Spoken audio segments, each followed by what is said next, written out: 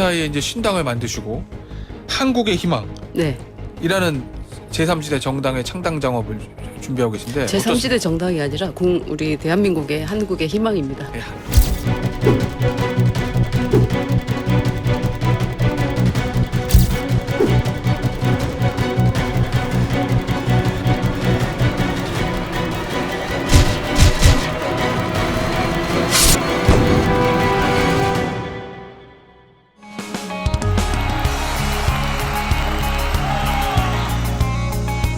네, 지금 금태섭 전 의원이 이제 떠났고 이제 남은 저희끼리 얘기를 좀 이어가겠습니다. 저희가 제일 좋아하는 시간인데 누가 있다가 가면 네, 꼭 있어야 되죠, 그죠?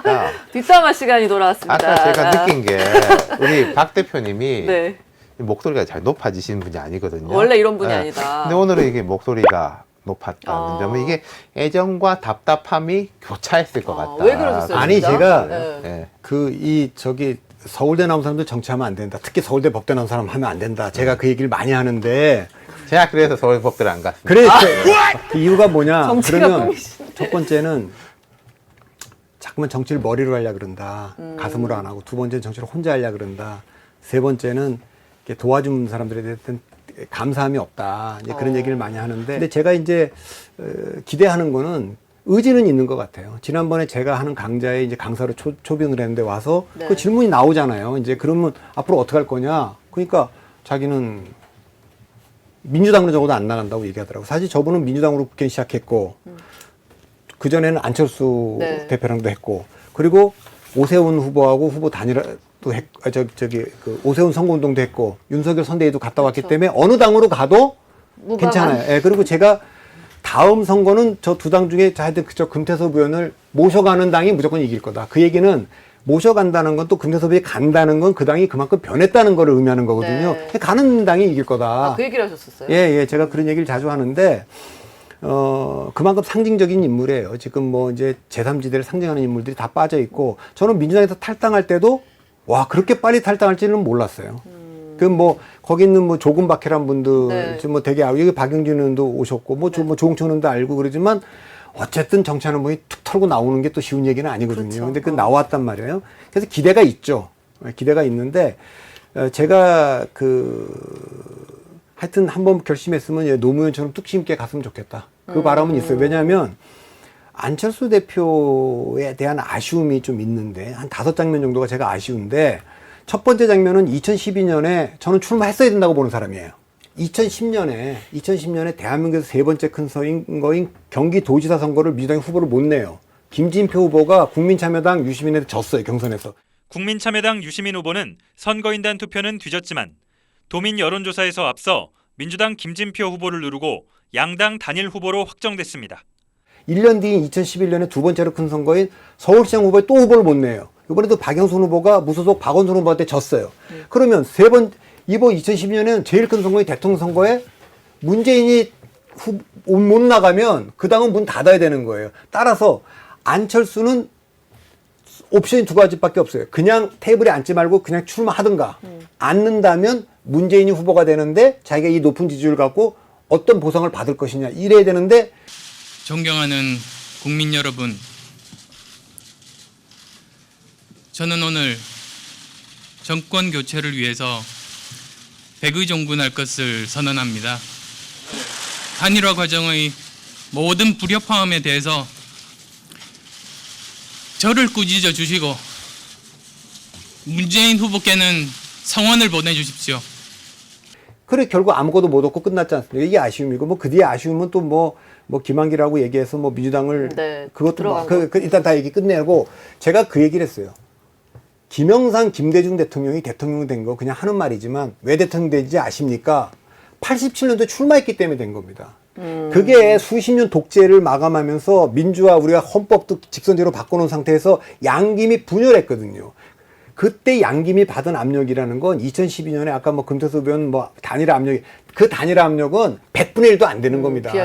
비할 바가 안 되죠. 그거는 2008 그러나 나갔기 때문에 그 다음에 두 분이 대통령 된 거예요. 저는 안철수 의원도 그때 출마했다면 제3지대에서 분명히 그 뒤에 더 잘 됐을 거라고 저는 봅니다. 그래서 저는 금태섭 의원도 노무현이 그래서 2000년에 종로 국회의원 하다가 그거 버리고 부산 출마했던 거 아닙니까? 그 바보 노면 생긴 거고. 저는 금태섭 의원이 바보의 길을 가는데 어쨌든 새로운 정당을 하면 기성정당에서 우리는 저들보다 잘할 수 있다는 정도가 아니라 완전 좀 새로운 걸 했으면 좋겠어요. 새로운 젊은 제가 사람들. 말씀드린 모래라는 게 비슷한 이야기예요. 네. 저는 그런 쪽으로 생각을 많이 해보거든요.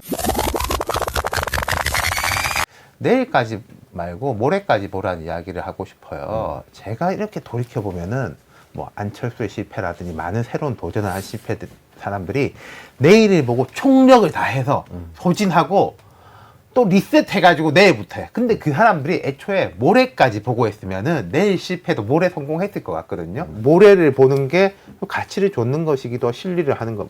그 박 대표 말씀하신 걸 제 식으로 해석하면은 국민들한테 빚지우는 거거든요. 네. 그때 찍어줄 걸.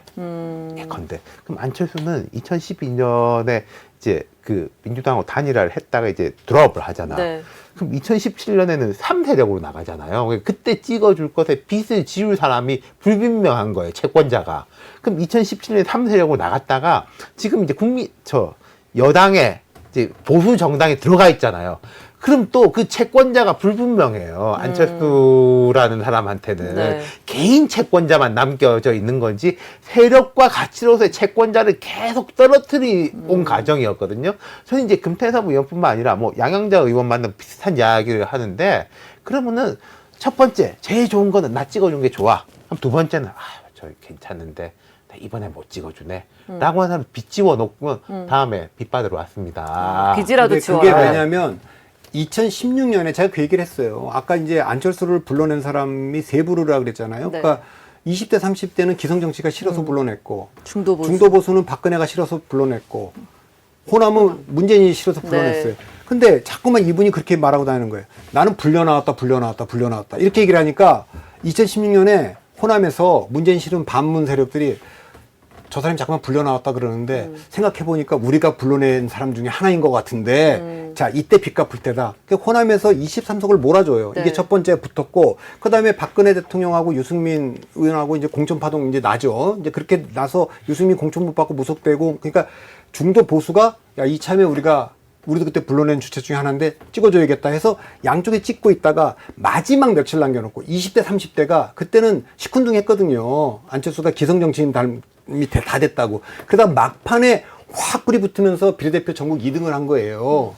그러니까 저는 아까 말한 대로 정치인이라는 게 금태섭 의원이 내가 이게 올바른 길을 가는데 이게 안 될 줄 알지만 거기서 진짜 희생을 하면 우리가 이제 그 영웅서사라는 게 있잖아요. 영웅서사라는 게 문제 해결은 못하지만 나가서 장렬하게 죽는 거죠. 그러나 내 뒤에 오는 누군가는 이 문제를 해결할 거다. 뭐 당대 해결하는 사람들도 있지만 그렇기 때문에 저는 좀 한번 좀 새로운 세대하고 새로운 정당을 해봤으면 좋겠어요. 그러니까 지금 오늘 들은 얘기로는 네.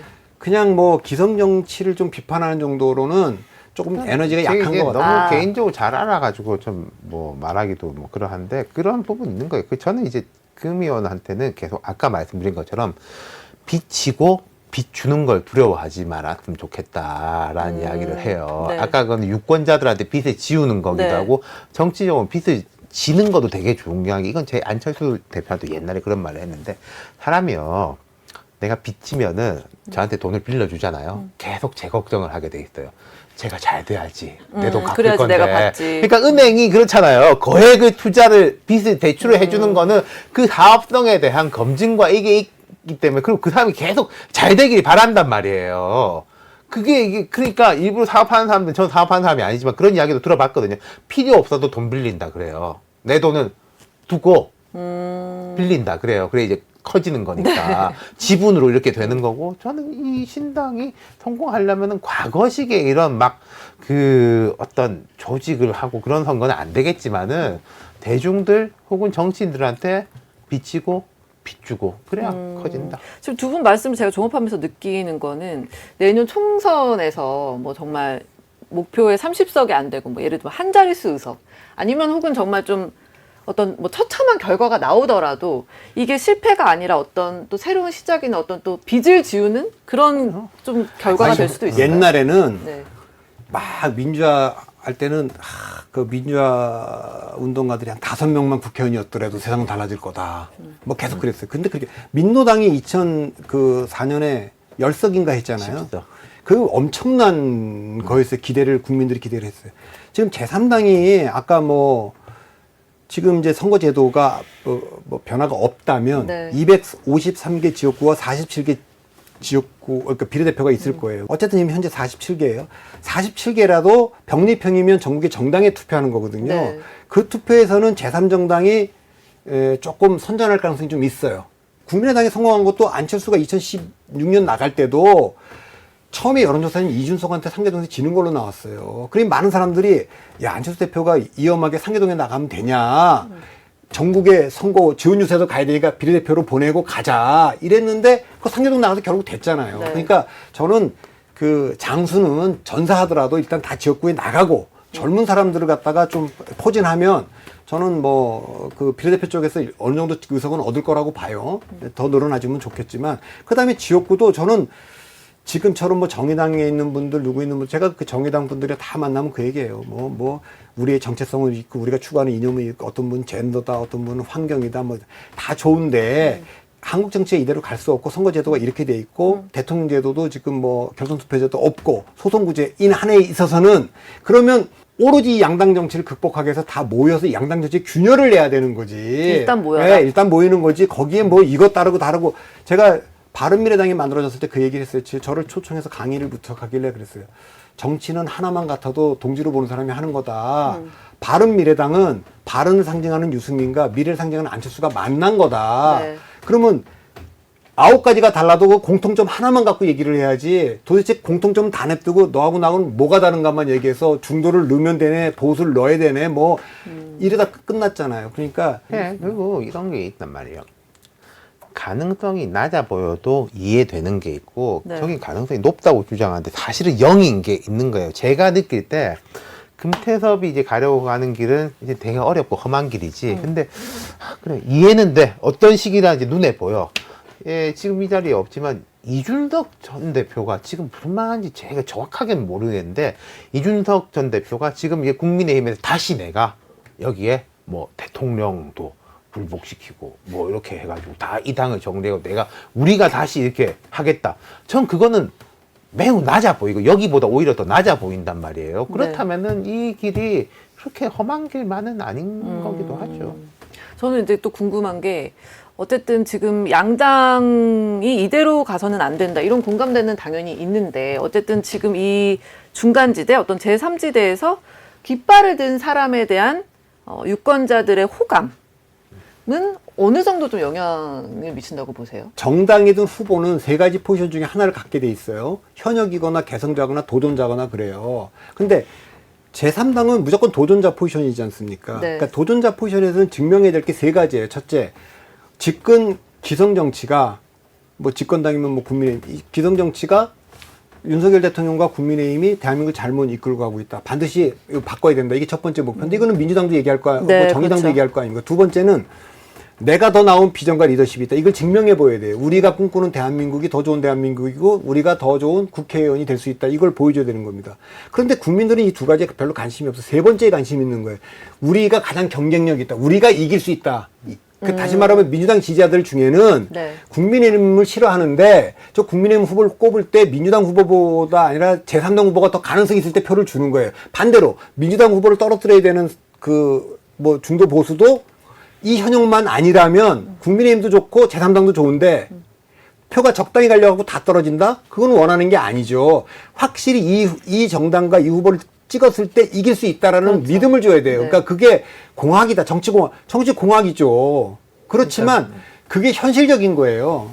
그러니까 늘 어떤 임계치라는 게 있는 거거든요. 아까 전 동의하는데 그럼 지난번 국민의당이 이제 38석을 얻었잖아요. 네. 지지난이네 벌써. 네.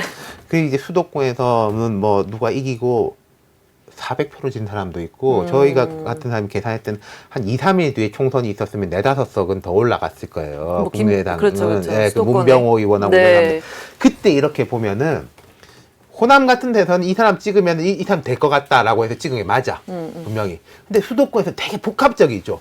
김성식 사람은 좋아. 근데 사람은 좋은데 되겠어라고 했던 그 유권자들이 김성식이 꼭 될 것 같진 않은데 마지막에 좀 될지도 모르겠는데 찍어주자. 네. 이렇게 쭉 갔단 말이에요. 앞서부터 그렇게 된 게 아니에요. 그런 이제 폭발력이 있는 건데, 그럼 그 임계치를 넘을 수 있느냐 없느냐는 거는 장담할 수 없죠. 근데 그때는 다 모여져야 돼. 호남에서 올라오니까 수도권에서도 저 당이 그래도 호남에서 좀 받쳐주네. 우리도 조금 찍어줄까? 뭐 이게 되는 거고. 그럼 이제 이 새로운 정당이 나올 때 뭐가 될지 모르겠지만은 국민의힘이 싫은 건 민주당이 싫은 거 이 그 개인의 경쟁력 등이 결합이 돼가지고 한 계단에 넘을 수 있느냐 없느냐는 참 중요한 건데 지금은 우리가 뭐라고 말할 수 없죠. 사실. 그러니까 그러기 때문에 현실적으로 보면 소송구제가 유지되고 그런 속에서는 네. 일단 어느 일당이든 이당이든 큰 균열이 있어서 기본 자산을 갖고 시작해야 되는 거예요. 그래야만 후보들이 좋은 후보가 와요. 금태섭 의원이 나와서 지금 할 수 있는 게 뭐예요? 조정훈 의원이 할 수 있는 이유가 뭐예요? 양양희 의원이 할 수 있는 이유가 뭐예요? 기성 정치의 특혜를 받아서 수혜를 받아서 국회의원이 됐기 때문에 하는 거예요.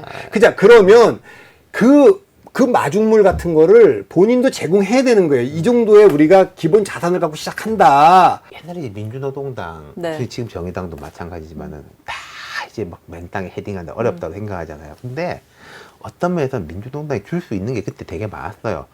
여기에 이제 자기가 도전한다고 생각하면은 노조, 지금은 많이 갈라져 있는데 민주노총이 한참 흥할 때 노조의 단단한 기반, 누가 올라오면 즉각적으로 당원과 이제 후원회가 쫙 생겨. 뭐 그런 식들. 그럼 지금 이제 금태섭 이 새로운 신당이 할 때 많은 정치 시민들한테 우리 같이 만들어 보자. 이것까지는 아니고 뭔가 줘야 될 거 아니에요. 그럼 줄 수 있는 건 현실적인 거 이런 거예요.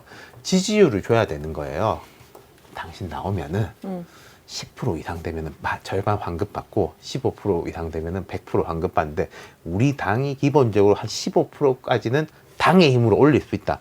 혹은 10%까지는 올릴 수 있다. 네. 그럼 여기다 당신이 보태가지고 당선 같이 되자라는 걸 줄 수 있어야지 0에서부터 같이 만듭시다 하면 어렵지. 뭔가 좀 있어 보여야 되는 거네요. 네.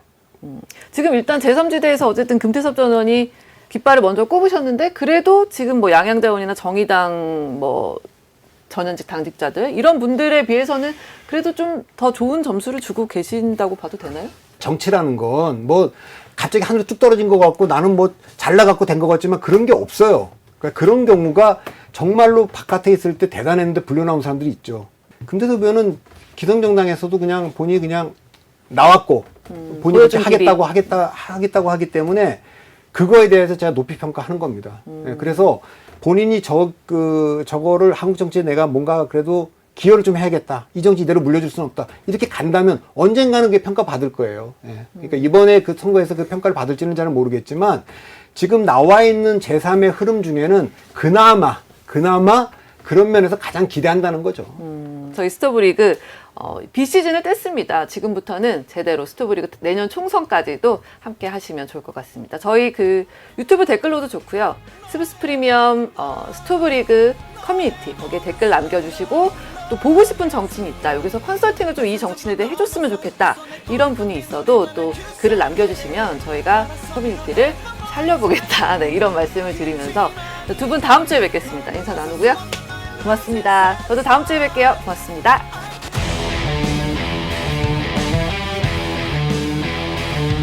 뉴스의 지식을 담다 스프. 저 주시은이 자신있게 권해드립니다. SBS의 지식 구독 플랫폼 스브스 프리미엄. 여러분의 하루를 더 풍성하게 만들어드립니다.